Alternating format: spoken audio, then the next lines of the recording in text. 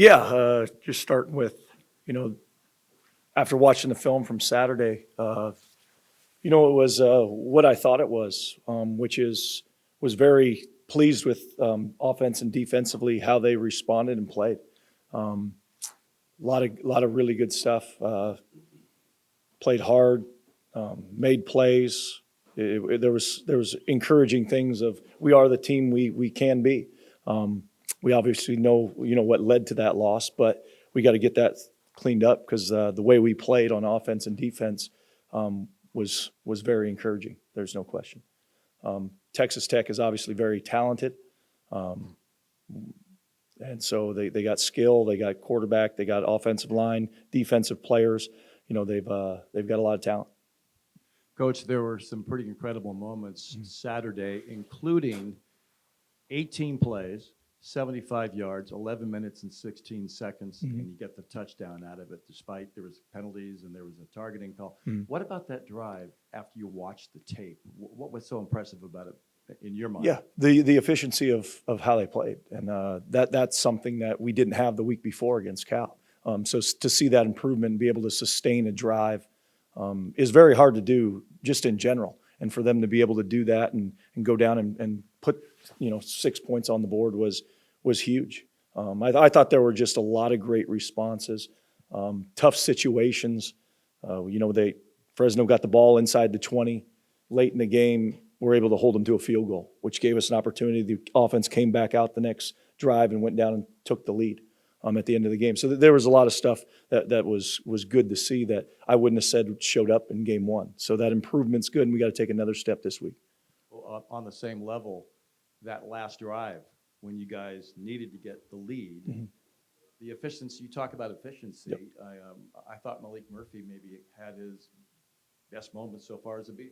Yeah, he did. And then his improvement from game one to game two was very good. He trusted the offense. He worked well within the offense and made plays when we needed him to. The only disappointing thing was not being able to close it out in that last 2-minute drive after they'd played so well. So we got to get that cleaned up. Yeah. One more thing for me. After they got the lead, what happened to the defense against Fresno in that final drive when they got the ultimate winning score? Yeah, we let the quarterback out because the coverage and everything there wasn't anywhere to throw. And we let him get out, and I think he had close to or around 30 yards, which got him in the field position. That 30 yards was the difference, and so we can't let the quarterback out, and especially when we got as good a coverage as we did downfield. Texas Tech has scored over 60 points 2 weeks in a row. What do you have to do to slow that down a little bit? Yeah, I mean it's execution and making sure that we're where we need to be, not only in the run game but on top of routes in the pass game. Like I said, they're an extremely talented team, and they've got talent and speed all over. So it's going to be just a challenge from that standpoint. We talked at the second scrimmage. You talked about how you had been pleased with the tackling through camp. It did seem on Saturday that there were some tackling issues on some plays, some missed opportunities. Did you see that in the tape, and how do you work on that? Yeah, and did see some of that stuff, and then there needs to. It's a strike. A lot of it was a strike zone issue. Just understanding, where you need to strike when you're in this body position. When you're leaving your feet, you can't go up high. You fall off, and that was really a lot of the missed tackles was strike zone issues, and so easily correctable. But it takes a discipline and focus to get that done. And on the special teams side, what have the conversations looked like with Coach Christian since that game? And then, how is Jackson's mindset? Obviously, said that was a challenge for him in the game. How is he doing? Yeah, we talked yesterday after the team meeting and just reminded him we've got all the confidence in the world, and I mean we've seen him do it in game. It's what happened on Saturday. I don't think anyone could have ever expected or thought would happen. But I expect him to bounce back and respond and do a great job on Saturday. As far as talks with Coach Christian, there's some of that stuff he can't affect how that ball's snapped. I mean, then that was really the number one main issue of what happened on Saturday. So there's some things schematically. They had a return that got called back that we can't allow to happen. But there are some things that are outside of his control that took place. And with the civil case dismissed now against Exodus Ayers, is the suspension potentially going to be lifted this week for him to be available? Same comment, just never going to talk about player availability. Coach, I had asked you about, and everybody, how important it was to get somebody else in the receiving game going. What about the game that Taz Reddicks had, and then Malachi and Eddie stepping up in the way those guys did?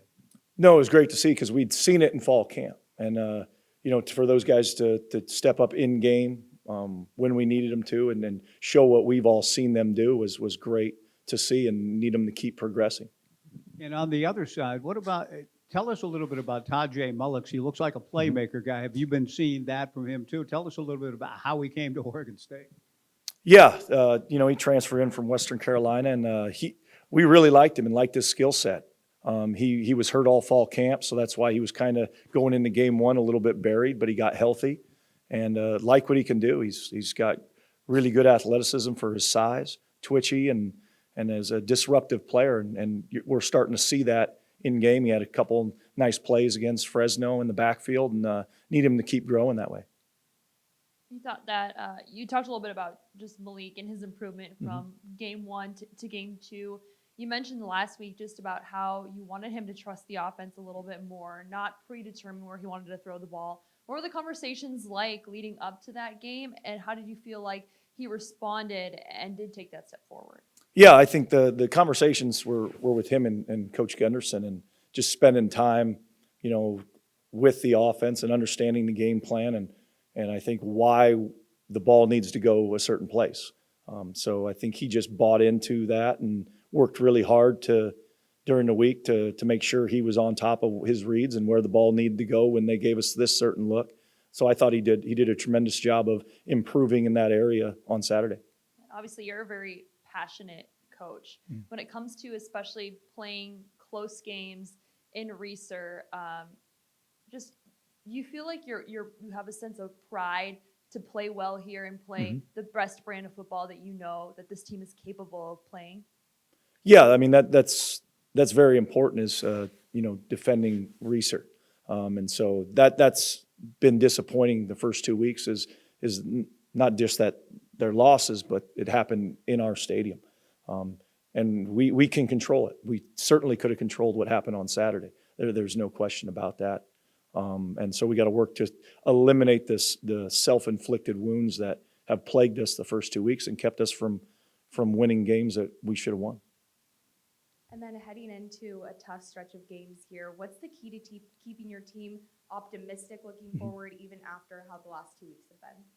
Yeah, I don't think it's hard, especially with the guys that we got on the team. But then when you watch the film, it's there. The proof is on the tape of what they're capable of being. I became more encouraged about this team after watching the tape, as disappointed as I was with the result and what happened. When you watch the offense, when you watch the defense and what they did, it is very encouraging we're the team we think we can be if we can eliminate, like I said, those self-inflicted things that took place on Saturday. Looking at that series of false start penalties, it didn't seem like they were all the same false start. It looked like all kinds of different things were happening. What did you see, and what do you got to work on there? Yeah, I think it's the snap count needs to be, both in how it's delivered and with the center on point. Couple of them was a guy that was actually in his first game. He didn't play against Cal, so a little bit of nerves there. But we need to be tighter because the big one was right before half. I mean, 4th and 1, we're going to convert. We got a chance to never give Fresno the ball back and maybe put points on the board, and it turns into a touchdown for them. So we got to clean up those errors that weren't in week one. So we got to be sounder there. Coach, as a head coach, engaging with alums, guys to come back after they've been gone, to come watch a game and sometimes be on the sidelines. I mean, Steven Jackson was there. Of course, he has a pretty big reason to be here. But what about a guy like Jack Coletto coming back and hanging for the entire game, rooting for your team? Yeah, I mean, I think it's important. We want it to happen. I know from my own experience here, this is a place that means a lot, and it's a great place to come back and visit. And guys feel that way.